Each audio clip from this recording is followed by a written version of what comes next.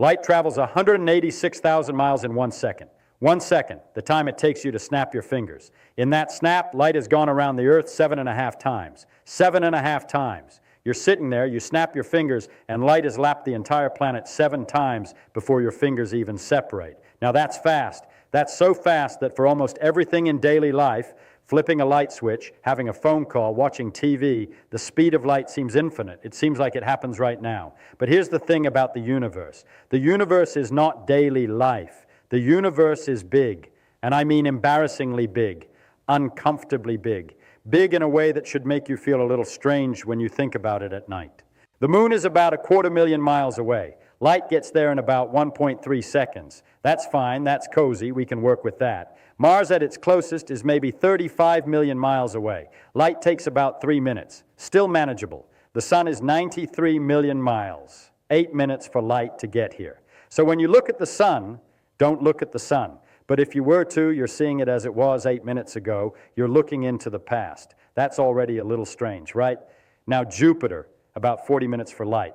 Saturn, over an hour. By the time you get to the edge of our solar system, out where the Voyager probes are drifting along right now, light takes about 22 hours to make the trip. 22 hours, and that's still our solar system, our little neighborhood, our backyard. And then, and this is where it gets really uncomfortable, you step outside the solar system, and the nearest star is Proxima Centauri, 424 light years away.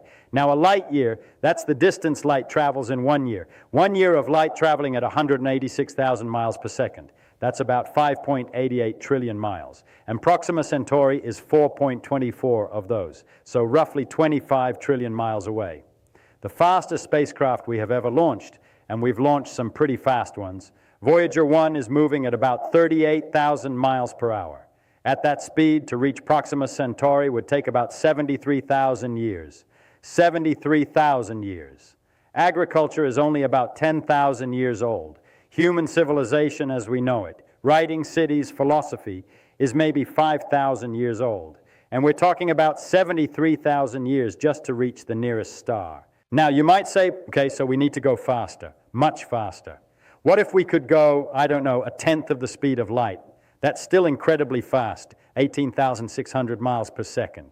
At that speed, Proxima Centauri is 42 years away. So you'd leave Earth at age 25 and arrive at 67. You'd never make the round trip in one lifetime. But okay, let's say you're a very dedicated explorer. What about half the speed of light? Now we're at about 8.5 years. Getting interesting. What about 90% of the speed of light? Then it's just under 5 years. You could almost imagine that as a human journey. But here's where nature drops the second part of the joke on you. Because it's not just that the speed of light is a speed limit, it's that the closer you get to that speed limit, something very strange happens to the universe, or rather, to you.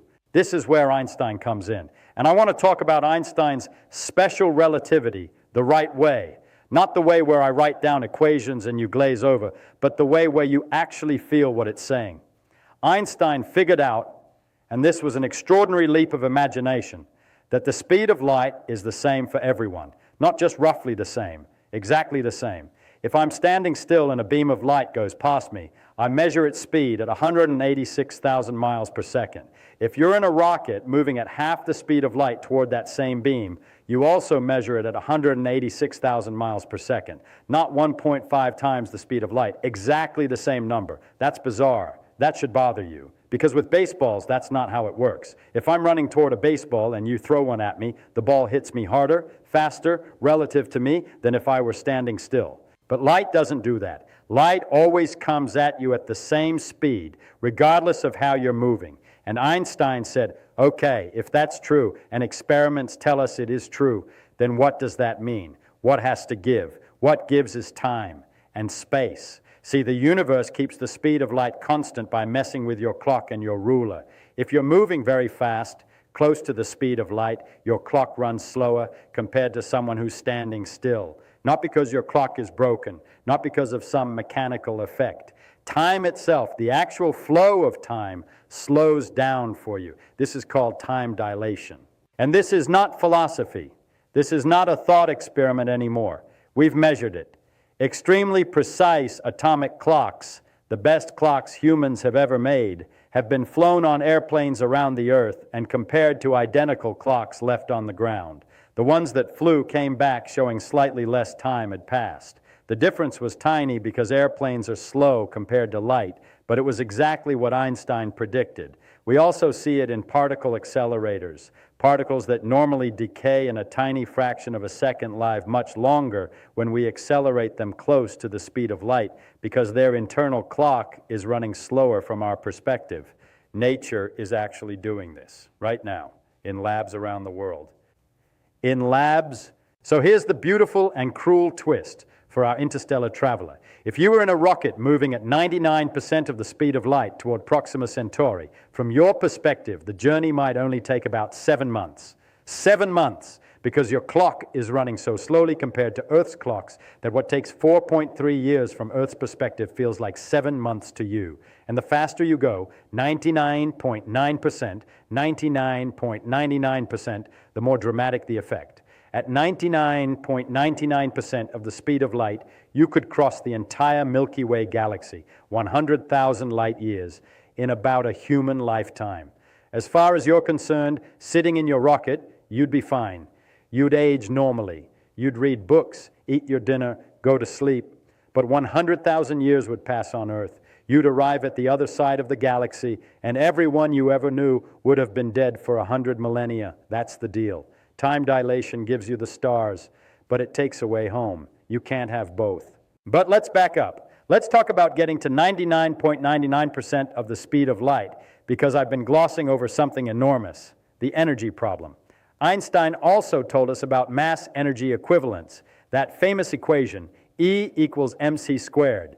And one of the consequences of special relativity is that as you accelerate an object, any object, toward the speed of light, its effective inertia increases. It gets harder and harder to push, not because it's getting physically bigger, but because in a very real sense, it behaves as if it's getting more massive. The faster you go, the more energy you need to accelerate further. And as you approach the speed of light, the energy you need approaches infinity. That word matters, infinity. Not a lot, not more than we have, infinity. An infinite amount of energy to reach the speed of light. So light speed itself is forever out of reach for anything with mass. Now let's put some real numbers on the energy problem, because abstract infinity doesn't quite punch you in the gut the way real numbers do.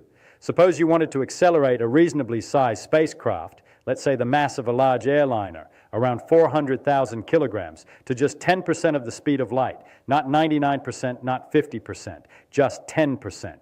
The kinetic energy required is roughly 1.8 times 10 to the power of 21 joules. That is about 450 trillion kilowatt hours of energy. Total global electricity production right now, all of it, every power plant on Earth running for an entire year, is about 25,000 terawatt hours, which is 25 trillion kilowatt hours. So to push one large spacecraft to just 10% of the speed of light, you'd need about 18 years of all of Earth's electricity production. And that's before you account for the rocket equation. The rocket equation is another cruel joke nature plays on rocket engineers. When a rocket accelerates, it has to carry its fuel with it. But the fuel has mass, and that mass needs to be accelerated too. So you need more fuel for the fuel, and then fuel for that fuel. It compounds exponentially. A chemical rocket that gets a spacecraft to 10% light speed would need a ratio of fuel to payload that is, honestly, so large the number doesn't mean anything to say out loud. It's not physically possible with any fuel we know of. What about nuclear rockets? Much better energy density. Fusion, if we can make it work, much better still. There are designs on paper, Project Orion from the 1950s, which wanted to use nuclear bomb pulses to push a spacecraft that could theoretically reach maybe 3 to 5% of the speed of light. Pulse fusion concepts get you closer, maybe 10 to 20%. These are serious physics, serious engineering concepts, not science fiction. But even 20% of the speed of light means over 20 years to Proxima Centauri. And the energy required is still staggering. The most theoretically efficient propulsion we can conceive of, matter-antimatter annihilation, converts mass directly to energy with 100% efficiency. That's the upper bound. Nature doesn't let you do better than that. With a perfect matter-antimatter rocket, you could, in principle, reach 50, 60, 70% of the speed of light. but antimatter is fantastically difficult and expensive to produce. The entire output of CERN, the largest particle accelerator in the world, produces maybe 10 nanograms of antihydrogen per year. A nanogram is a billionth of a gram. For a matter-antimatter rocket to get a meaningful payload to the stars, you'd need something like hundreds of kilograms of antimatter. At current production rates, that would take roughly 1 billion years to make. So that's not a near-term engineering problem. There are wilder ideas. A light sail, a large reflective sail pushed by a laser from the solar system, could in principle accelerate a tiny probe to maybe 20% of the speed of light without carrying any propellant. The Breakthrough Starshot project, funded and being seriously studied right now, wants to do exactly this with a gram-scale probe, a laser array in the gigawatt range beaming power onto a sail the size of a chip. The physics are sound, mostly. The engineering challenges are enormous, but not obviously impossible. Such a probe could reach Proxima Centauri in 20 years. It couldn't slow down. It would zip through the system in hours, but it might take photographs, send back data. That's real. That might actually happen in the next century. But sending people, that's another matter entirely, because people are not chips. People need air, food, water, radiation shielding. In interstellar space, even at 20% the speed of light, a hydrogen atom, just a single proton floating in the near vacuum of interstellar space, hits your spacecraft like a high-energy cosmic ray. At 20% light speed, the interstellar medium becomes a radiation hazard. At 99% light speed, it's like standing inside a particle accelerator. You need shielding, and shielding has mass, and mass requires more energy to accelerate. Everything connects. Every solution makes the problem harder. Now, people always bring up wormholes, and I like that people bring up wormholes because it shows curiosity, imagination, and I don't want to crush that. General relativity, Einstein's other great theory, does mathematically permit structures called wormholes, tunnels through space-time that could connect two distant points. If you could go through a wormhole, you could sidestep the light speed issue entirely. You're not traveling through space faster than light. You're taking a shortcut. But here's what we know. No wormhole has ever been observed. We have no evidence they exist in nature. The theoretical wormholes that appear in the equations are called Einstein-Rosen bridges, and they're unstable. They collapse faster than light can pass through them. Keeping one open would require what physicists call exotic matter, material with negative energy density. We don't know if such material can exist in sufficient quantities. Some quantum effects suggest maybe tiny amounts of negative energy are possible. But scaling that up to hold open a traversable wormhole is so speculative that, look, I'm not saying it's impossible. I never like to say things are impossible in physics. But the distance between appears in equations, and we can build one, is vast. Warp drives are in a similar category. Miguel Alcubierre, in 1994, wrote down a metric, a description of a space-time geometry, in which a bubble of flat space moves faster than light relative to the surrounding space. Inside the bubble, you're stationary. The space itself is moving, and you're not locally violating special relativity, because locally, inside the bubble, nothing is moving faster than light. It's clever, it's beautiful mathematics, but it requires even more exotic matter than wormholes. Initially calculated to be a Jupiter mass worth of negative energy matter, though later refinements brought that number down considerably. Still, we don't know if such matter exists in usable form, and there are serious causality problems. A warp drive could potentially be used to send signals backward in time, and physics tends to get very unhappy about that. So here's where we actually stand, and I want to be honest about this, not pessimistic, but honest. With physics as we understand it today, sending a human being to even the nearest star and having them arrive in a human lifetime is extraordinarily difficult. Not impossible in principle. Relativity actually helps us with time dilation. But the energy requirements are civilizational, not country scale, civilization scale, maybe beyond. With robotic probes, it's hard but more plausible. Light sail technology could get us there this century if we invest seriously. The scientific return on even a flyby of a nearby star system would be profound. With new physics, things we don't know yet, who can say? Physics has surprised us before.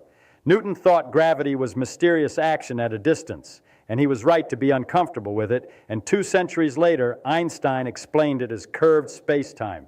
We thought the atom was the smallest thing, and then we split it. We thought the universe was static, and then we discovered it's expanding and accelerating. There may be things about the nature of space-time and energy and mass that we simply don't know yet that might change the picture. But here's what I want you to appreciate. The fact that it's hard is not an accident. It's not a technological oversight. The speed of light is not just a speed limit in the way a highway has a speed limit, where you could technically break it if you wanted to risk a ticket. The speed of light is woven into the fabric of space and time. It's the conversion factor between space and time, between mass and energy. It's not a rule imposed from outside. It is the structure of reality, causality itself, the fact that causes precede effects, that your past determines your present, that information can't reach you before the event that created it, is tied up in the speed of light. If you could violate it freely, the logical structure of the universe unravels. So when I say we can't reach the stars, what I mean is not easily, not soon, not with anything we have now, but the universe is under no obligation to be convenient for us. And the fact that it isn't convenient, the fact that the stars are hard to reach, that's not depressing. That's the invitation. That's what makes it worth thinking about on a Tuesday afternoon, or lying awake at 2 in the morning, or spending a life in a laboratory. The universe is hard. It's deeply, structurally, beautifully hard. And we are the strange creatures who decided to try anyway. And to me, that's the most remarkable thing in the universe.